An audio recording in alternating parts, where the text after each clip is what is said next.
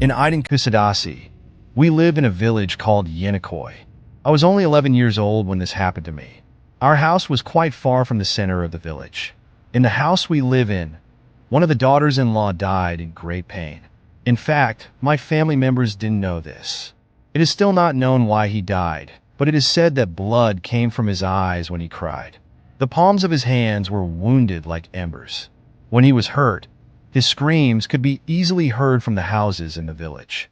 Whatever it was, he killed his daughter-in-law at a young age. After that, no one could live in that house. Its fields are neglected and the house is in ruins. Of course, our family is also freeloaders to the past house and the fields that belong to that bride. After spending a little time on the house, they bought it. They made it habitable. One night, my mother sent me to my uncle's to invite them to dinner. It was getting dark and I was scared. I said to my mother, "Mom, don't send it. I can't go back." And my mother said, "You can come with your uncle."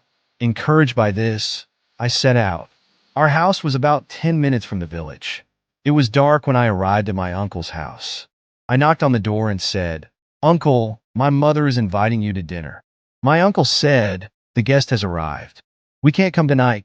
And I said, "Okay." My uncle said, "If you're afraid to go home, I'll leave you." Of course, he is a man and says, "What a fear, uncle. I've become a big man now." In fact, I had such courage in me that my dear, he even wanted to visit the mountains and stones. Anyway, I started walking. I was halfway home. I came across a beautiful person. He seemed to be running away from something. "From here, son. From here," he kept saying to me. Then he took me by the hand. At one point, it was so hot that I felt my hand burn. When I told him that my hand hurt, he let go of my hand and said, "We're going to get out of here." Then I got scared and started running. I shouted behind me, "Run! My father is coming." "How fast?" I screamed just before I got home. My father came out and took me behind him and led me to the scene of the incident. At this time, we heard such a scream that even at that age, it broke my heart. I saw my father crying. My father vacated the house within 2 days and we moved out. Now we live in Bursa. About a year after we moved from there, we went to visit Kusadasi. I want to look at that house for a while. It was daytime, but the house was no different from the old state. It was as if a war had broken out inside, and it had returned to its former ruins. But if I had my mind now, I would sit and listen to that girl. Who knows what the poor bride had to do?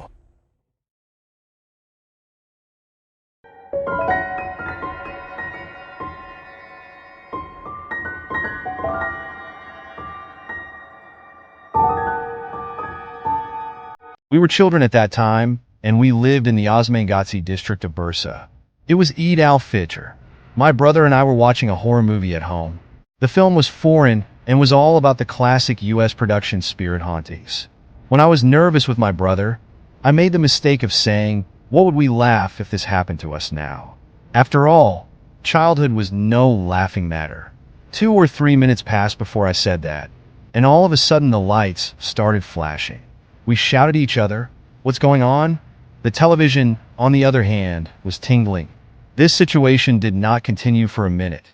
The lights came on, and the screen came to its senses. And at that moment, the bell rang. We immediately opened the door, because our family came, but the person who came was our relative who came to visit for the holidays.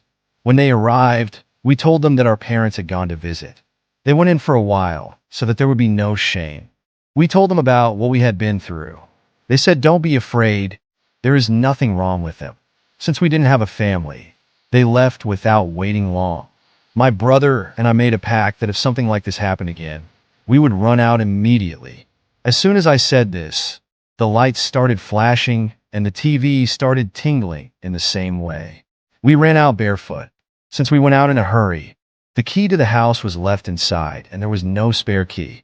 Since we could not explain the situation to our father, we thought of opening the defective window from our neighbor's garden to the backyard of our house with a fist and entering the house. My brother didn't want to. We were quite scared, but I had pressed our neighbor's bell to do this because of my father's fear. Of course, I didn't say anything to them. I went down to the backyard. I punched the window. As soon as I stepped out of the window, I proceeded almost blindly, even though my eyes were open, because it was pitch black. The lights were off. I threw my hands in front of me and found the door so that I was not afraid of you. We went out with the key and waited for our family. Shortly before they arrived, the lights had arrived. From that day on, there was a change in me. I don't know if it had anything to do with it, but it was horrible at first. First, my neighbor and my friend's brother were born.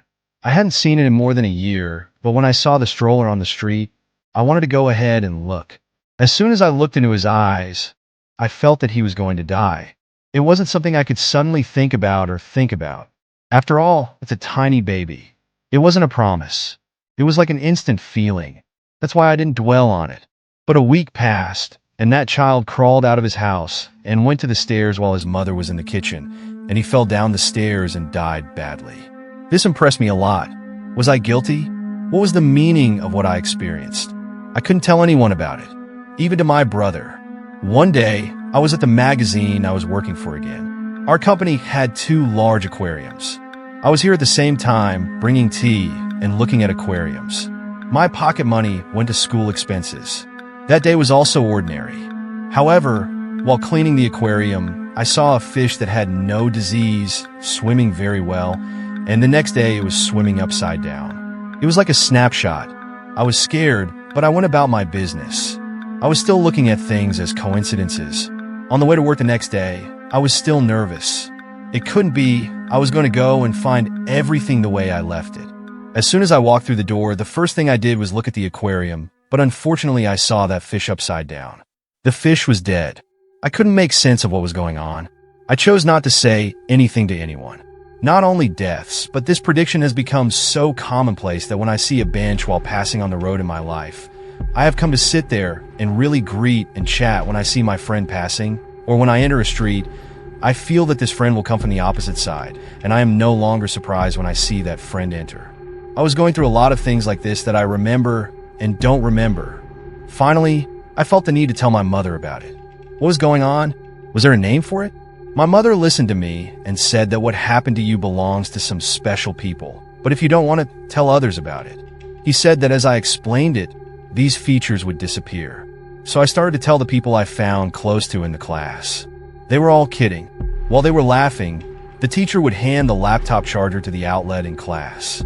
I called out loud, "Look, the teacher was going to be electrocuted." The teacher was slightly electrocuted. Looking at everyone's faces, I could see the surprise. That was my last prediction, because from that day on, I had almost no incidents and it was all over.